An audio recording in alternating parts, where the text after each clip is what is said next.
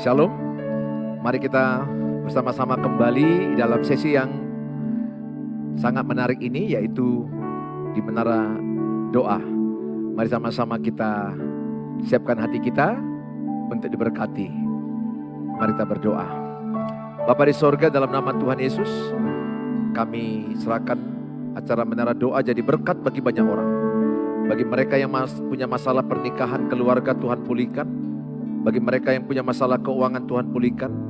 Bagi mereka yang punya masalah sakit penyakit, Tuhan tolong dan Tuhan sembuhkan. Bagi Allah tidak ada yang mustahil. Terima kasih Bapa, dalam nama Tuhan Yesus kami berdoa. Amin. Mari dengan iman kita katakan, kini saatnya berdiri di altarnya. Kini saatnya berdiri di altarnya, sebab Allah Maha Kudus hadir di sini.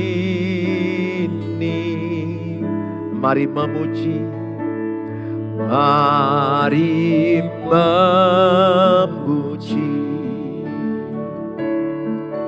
Angkat tangan menyembah, sebab Allah Maha Kudus hadir di sini. Mari kita katakan, kini saatnya, saatnya berdiri di altarnya, sebab Allah Maha Kudus hadir di sini.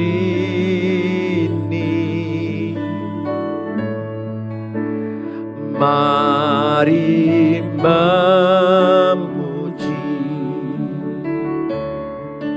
angkat tangan menyembah,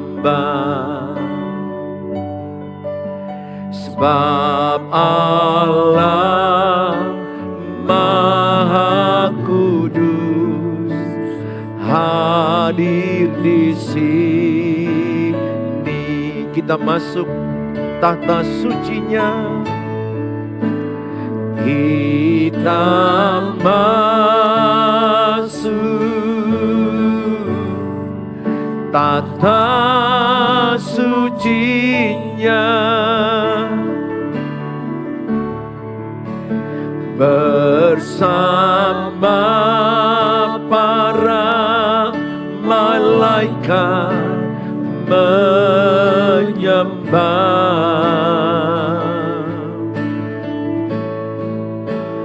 Mari puji Yesusku,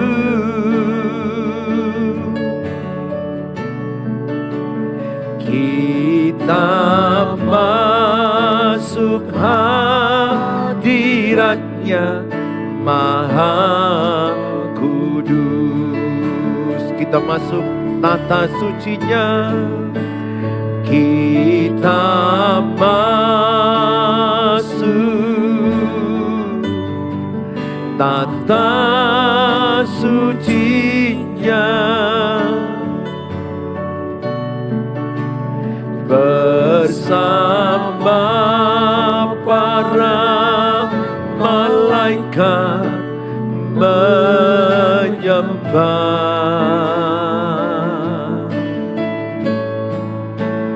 Mari puji Yesusku,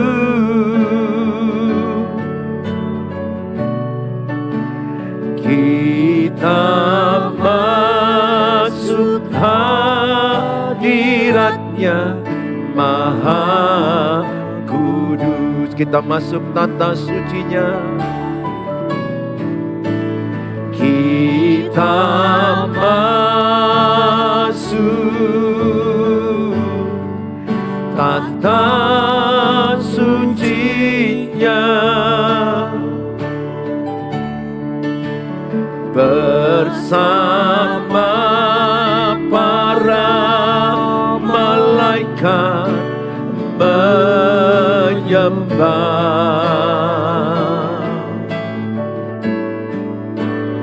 Mari puji Yesusku,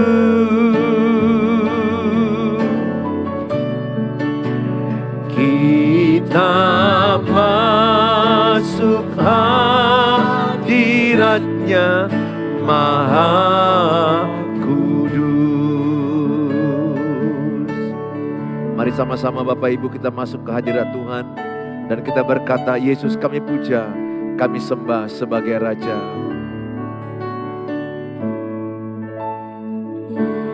Yesus kami puja, kami sembah sebagai Raja. Berdiri di tengah kami, ditinggikan dan dipuji. Yesus kami puja, kami sembah sebagai Raja. Berdiri di tengah kami, ditinggikan dan dipuji. Sembah dan puji penuhi tatamu. Sembah dan puji penuhi tatamu. Sembah dan puji penuhi tatamu. Yesus Tuhan adalah Raja. Sembah dan puji, sembah dan puji penuhi tatamu. Sembah dan puji penuhi tatamu.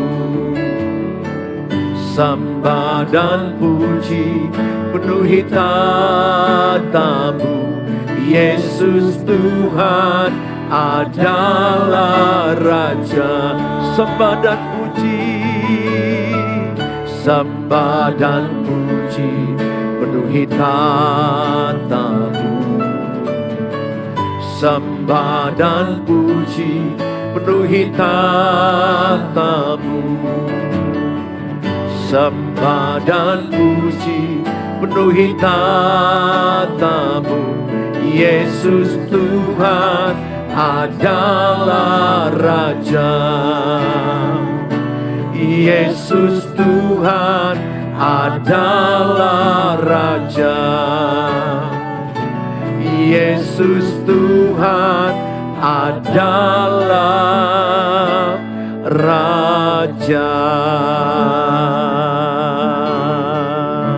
Mari sembah Tuhan Yesus. Dialah Raja yang layak disembah. Mari sembah Tuhan. Kami percaya padamu. Kami sembah, kami puji. Kami percaya Engkaulah kekuatan kami. Kami percaya hanya padamu. Kami datang padamu. Kami datang padamu. Terima kasih Tuhan. Terima kasih. Kami percaya Engkaulah Allah yang sanggup membela umat-Mu. Engkaulah juru selamat kami, Engkaulah juru selamat kami, Engkaulah kekuatan kami, Engkaulah perisai kami. Hanya dekat-Mu kami tenang, hanya dekat-Mu kami kuat, hanya dekat-Mu kami kuat. Kami percaya, kami percaya, kami berserah padamu. Kami percaya kuasa-Mu bekerja, memberkati kami, memberkati semua anak-anak. Terima kasih Tuhan, Engkau Allah yang peduli. Kami percaya, kami percaya. Terima kasih. Banyak perkara yang tak dapat kami mengerti, tapi kami percaya satu perkara, Engkau ada untuk mendatangkan kebaikan bagi kami. Perkara apapun yang terjadi seizin Tuhan adalah untuk kebaikan bagi kami. Terima kasih Bapa. Banyak perkara yang tak dapat ku mengerti. Banyak perkara yang tak dapat ku mengerti. Mengapakah harus terjadi di dalam kehidupan ini? Satu perkara yang ku simpan dalam hati, tiada satu pun yang terjadi tanpa Allah peduli. Allah mengerti, Allah mengerti, Allah peduli segala persoalan yang kita hadapi. Tak akan pernah dibiarkannya ku bergumul sendiri, sebab Allah mengerti, Allah mengerti, Allah mengerti, Allah peduli segala persoalan yang kita hadapi. Tak akan pernah dibiarkannya ku bergumul sendiri, sebab Allah mengerti, Allah mengerti, Allah mengerti, Allah peduli segala persoalan yang kita hadapi. Tak akan pernah dibiarkannya ku bergumul sendiri, sebab Allah mengerti. Allah mengerti, sebab Allah mengerti, sebab Allah mengerti.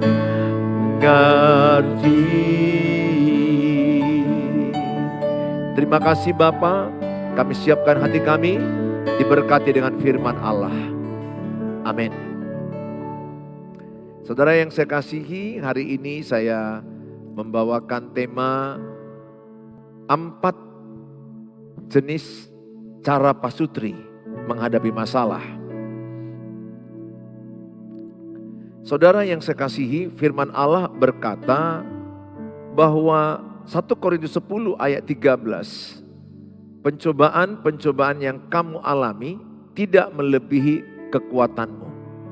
Jadi saya hanya mau berkata kepada saudara, apapun masalah saudara, saudara lebih kuat dari masalah. Makanya tulis dalam kolom, katakan saya lebih kuat dari masalah. Itu yakinkan dalam dirimu. Apapun masalah saudara, 1001 masalah saudara, coba tulis dalam kolom, saya lebih kuat dari masalah. Ini penting, keyakinan ini penting, dasarnya apa? Ayatnya 1 Korintus 10 ayat yang ke-13. 1 Korintus 10 ayat 13 katakan, pencobaan-pencobaan yang kamu alami adalah pencobaan-pencobaan biasa. Biasa di situ banyak orang yang mengalaminya, banyak orang yang mengalaminya. Jadi suami berkhianat, istri berkhianat, banyak orang mengalaminya. Banyak sekali. Bahkan dari 10 pernikahan sekarang 7 sudah terindikasi mengalami pengkhianatan. 7 dari 10. Jadi sangat banyak. Enggak hanya pasangan bapak, enggak hanya pasangan ibu. Banyak sekali. Pencobaan-pencobaan yang kamu alami adalah pencobaan-pencobaan biasa yang tidak melebihi kekuatanmu. Nah ini dasarnya. Berarti saya lebih kuat dari masalah saya. Ibu lebih kuat dari masalah ibu. Bapak lebih kuat daripada masalah bapak. Jadi kita lebih kuat dari masalah. Coba tulis dalam kolom, saya lebih kuat dari masalah. Ayatnya mana? 1 Korintus 10 ayat 13, tulis itu. 1 Korintus 10 ayat 13, itu hafal. 1 Korintus 10 ayat 13, coba tulis di kolom. 1 Korintus 10 ayat 13, tulis di kolom. Itu intinya adalah bahwa pertama intinya masalah kita itu biasa. Biasa itu artinya banyak orang mengalami. Kan sering sekali ibu-ibu bilang, hanya aku yang paling pahit dalam dunia ini. Hanya aku yang paling berat menghadapi masalah hidup. Hanya aku yang paling berat masalah pernikahan. No, semua orang berat. Semua orang berat. Cuma mungkin level atau jenisnya beda-beda. Yang kedua, 1 Korintus 10 ayat 13 adalah pencobaan-pencobaan yang kemarin, pencobaan biasa yang tidak melebihi kekuatanmu. Yang ketiga dikatakan 1 Korintus 10 ayat 13 bahwa Tuhan sudah menyediakan jalan keluar supaya engkau kuat menanggungnya. Nah, coba tulis dalam kolom, Tuhan sudah menyiapkan jalan keluar masalah hidupku. Coba tulis. Yang kedua, Tuhan sudah menyiapkan jalan keluar masalahku. Tulis. Tuhan sudah menyiapkan jalan keluar masalahku. Itu keyakinan penting. Karena apa yang ibu yakini itu yang jadi. Sering sekali kan yang kita dengar, aku udah gak kuat, aku udah gak kuat, aku udah gak sanggup. Jangan ucapkan itu. Ibu, bapak harus berkata, aku kuat. Aku lebih kuat dari masalahku. Kenapa? Karena Tuhan Yesus ada dalam dirimu. Karena Tuhan Yesus ada bersama kita. Pencobaan-pencobaan yang kita alami itu sudah dibuat Tuhan jalan keluarnya. Jadi tulis, Tuhan sudah menyiapkan jalan keluar masalahku. Itu penting punya keyakinan. Sama itu begini. Ketika ada ujian di kelas, di sekolah, coba lihat SMP, SMA, kuliah. Kan jawabannya sudah ada. Disimpan oleh pengawas atau penguji atau dosen atau guru. Tinggal menunggu waktunya dikasih tahu jawaban. Nah ketika ujian berlangsung, jawaban gak dikasih. Jawaban menyusul berikutnya. Demikian hidup kita menghadapi masalah. Jawaban itu diizinkan, diberikan setelah sekian waktu lamanya. Makanya Roma 8 ayat 28 berkata apa? Allah turut bekerja dalam segala hal untuk mendatangkan kebaikan. Artinya apa? Lewat masalah hidup kita ada kebaikan-kebaikan Tuhan. Saya melihat begitu. Lewat masalah saya dengan istri, persoalan yang sangat berat. Tapi saya melihat ada kebaikan. Salah satu apa? Tayangan ini bisa memberkati banyak orang. Padahal kami sudah alami berapa tahun yang lalu, sudah lama sekali. Masalah saya dengan anak-anak, mendidik anak, pernah saya kesulitan. Masalah jadi berkat bagi banyak orang untuk bagaimana mendidik anak. Masalah keuangan yang berat juga pernah kami alami dan kami bisa mengatasinya. Bagaimana mengatasi masalah keuangan. Pernah sangat frustrasi di keuangan. Dan saya dipakai Tuhan untuk menolong orang-orang yang menjerit masalah keuangan. Bagaimana mengatasinya. Bagaimana juga masalah kesehatan saya yang drop hampir mati. Saya bisa menolong orang sekarang ini yang sudah sakit sekarat, yang berat, menyemangati mereka. Tidak ada sakit penyakit bagi Tuhan yang tidak bisa disembuhkan. Dengan iman percaya kepada Tuhan, bagi Allah tidak ada yang mustahil. Sembari kita berobat dan berusaha. Jadi pegang Roma 8 ayat 28. Tulis dalam kolom Roma 8 ayat 28. Masalahku mendatangkan kebaikan. Tulis itu. Apa yang saya ucapkan ini tulis. Itu menjadi poin penting bagi saudara mendengarkan live ini. Masalahku mendatangkan kebaikan. Jadi ketika saya ada punya masalah, memang waktu itu sepertinya masalah itu jadi malapetaka. Masalah itu sepertinya jadi seperti kutukan, seperti masalah yang menyerang, menghancurkan.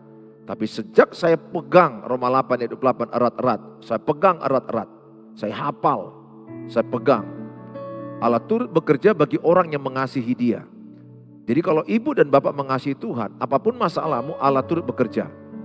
Bahkan karena masalah kebodohan saya pun, Allah bisa mengubah kebodohan saya menjadi kebaikan bagi saya. Kan banyak juga masalah karena kebodohan kita. Contoh kita berbisnis dengan orang, dengan salah orang. Salah memilih, ya agak bodoh kita nggak terlalu bijak mendengar nasihat istri atau orang lain.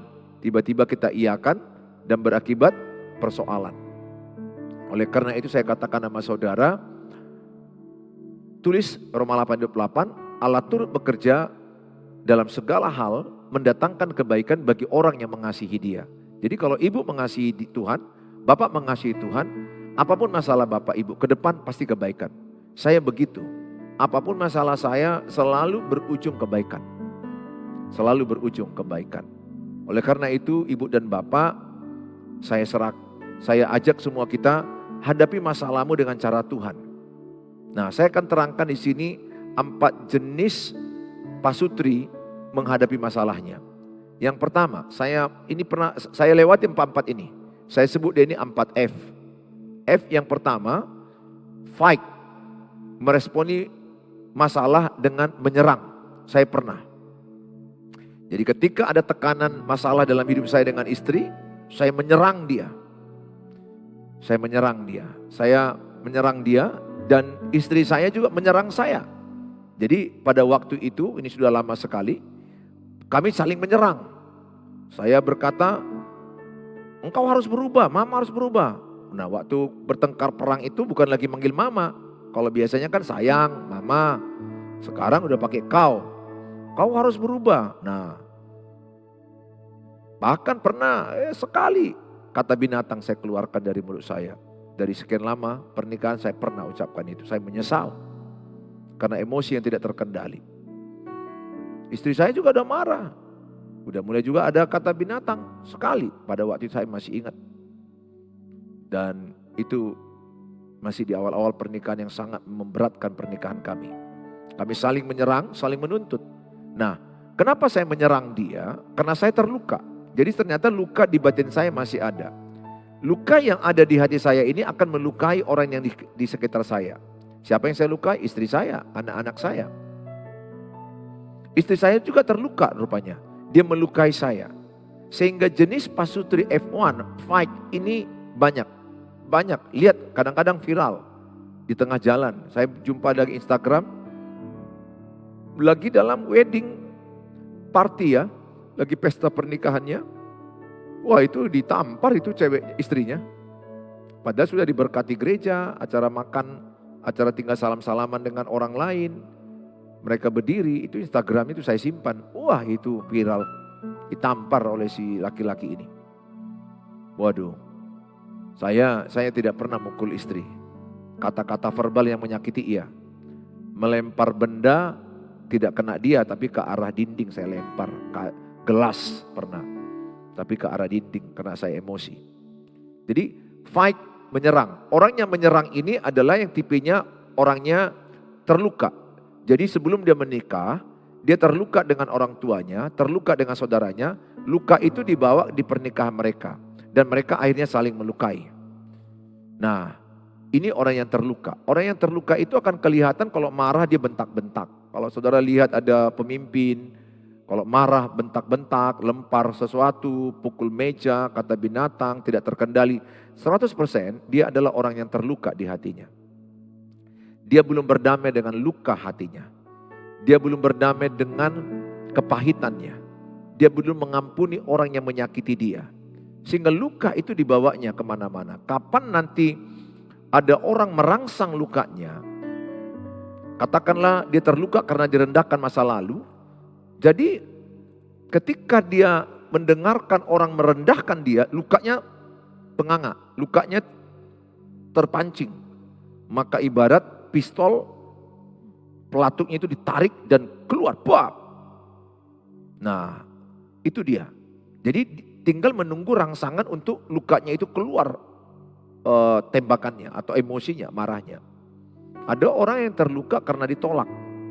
Jadi karena masa kecilnya dia banyak tertolak, maka ketika pasangannya menolak dia, nggak menerima seperti yang dia harapkan, dia marah, lempar barang, kata-kata binatang, menyakiti.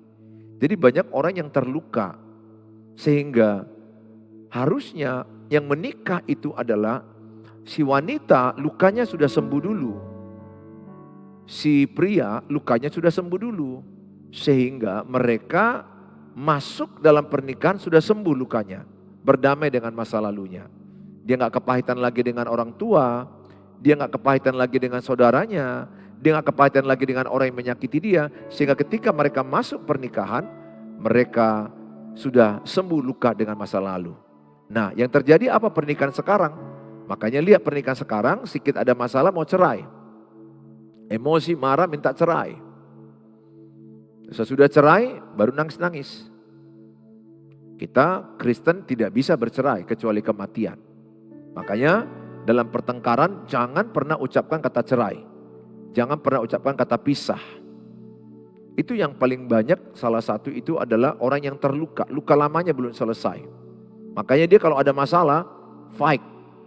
Berantem, fighting, fighter, penyerang. Ada loh suami tampar istrinya. Ada juga istri pukul suaminya. Sudah marah, sudah luka dia. Ada lagi yang sampai menghilangkan nyawa pasangannya. Ada. Saudara sudah tentu tahu itu. Banyak viral. Istri membunuh suami, suami membunuh istri. Karena luka. Bukan hanya menyerang verbal, fisik, dan bahkan menghabisi nyawanya.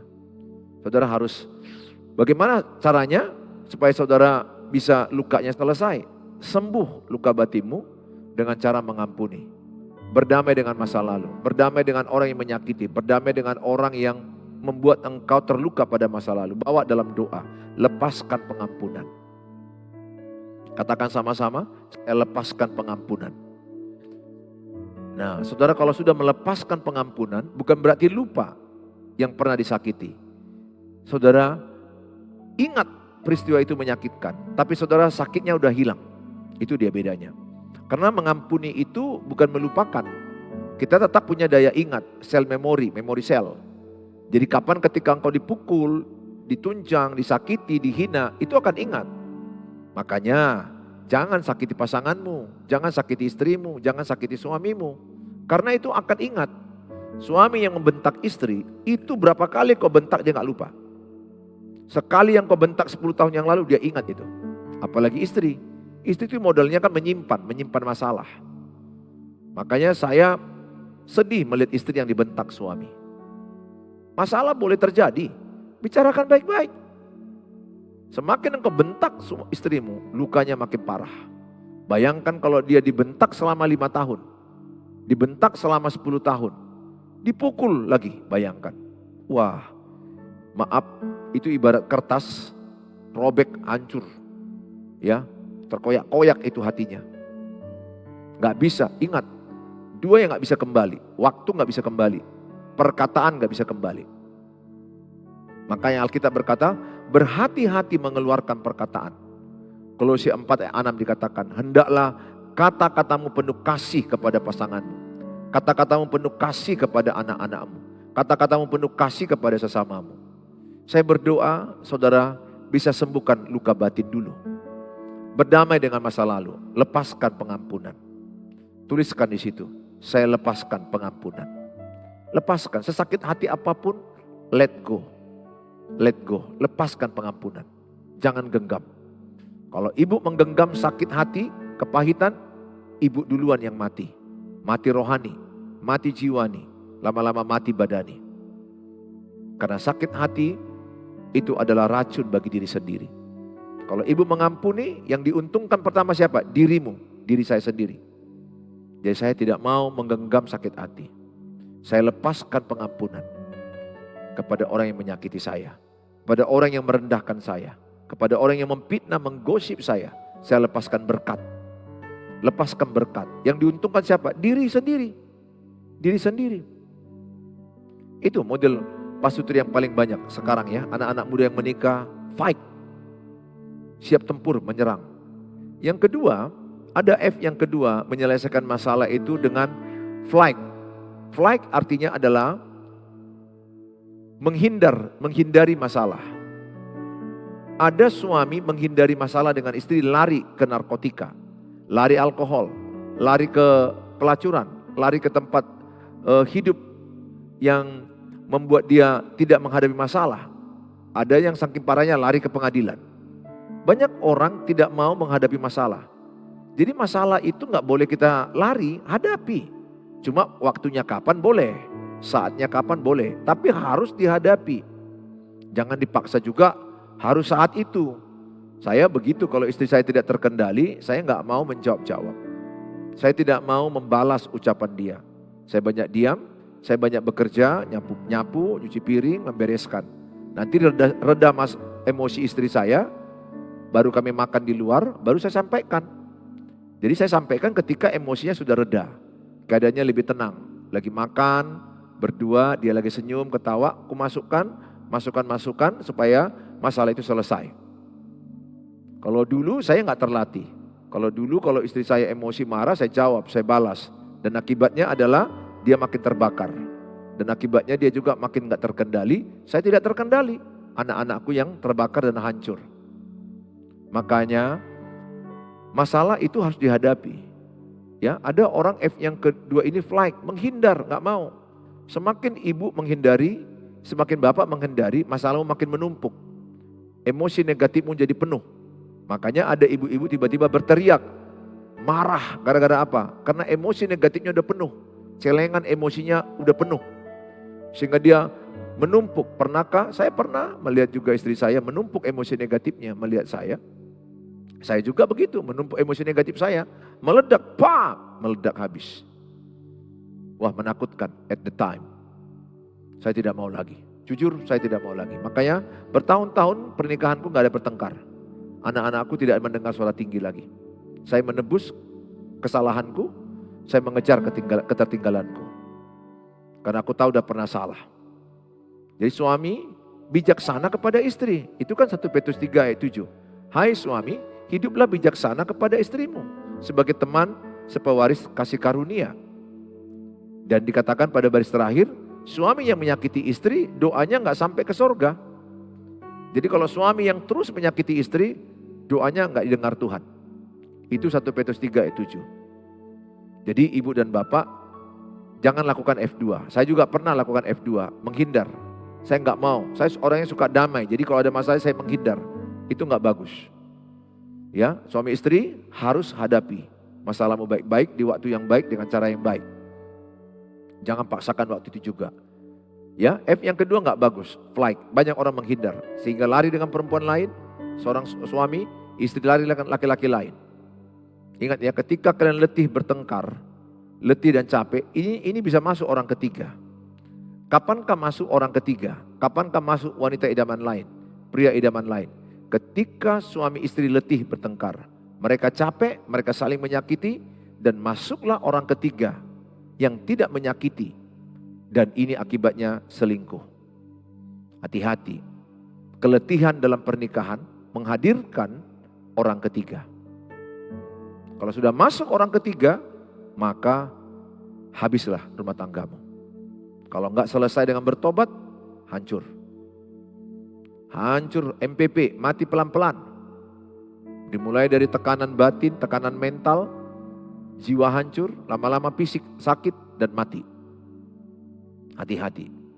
Saudara, pastikan pasanganmu tidak ada orang ketiga. Dalam pernikahanmu tidak ada orang ketiga. Selalu yakinkan, ucapkan bahwa aku setia kepada papa kalau dia istri. Suami, ucapkan kepada istri, saya begitu. Saya setia kepada mama. Kalau saya pelayanan ke Jakarta, saya pelayanan ke Batam, saya pelayanan ke luar kota, saya akan katakan, saya setia kepada mama. Don't worry. I love you so much. Saya cium, saya peluk, kami berdoa, baru saya berangkat. Saya belajar menyampaikan rasa setiaku kepada dia. Jangan takut, karena memang di mana-mana sekarang kan perselingkuhan marak. Lihat film drakor, sinetron Indonesia, di mana-mana kan yang dipertontonkan adalah hadirnya orang ketiga, film India. Yang mereka buat film itu kan adalah apa yang terjadi sebenarnya dalam dunia nyata. Banyaknya hadir orang ketiga. Nah, itu kepada pernikahan yang capek berantem, letih berantem. F yang ketiga, ada orang menghadapi masalah dengan F yang ketiga, yaitu freeze. Nah, saudara tahu freezer? Beku.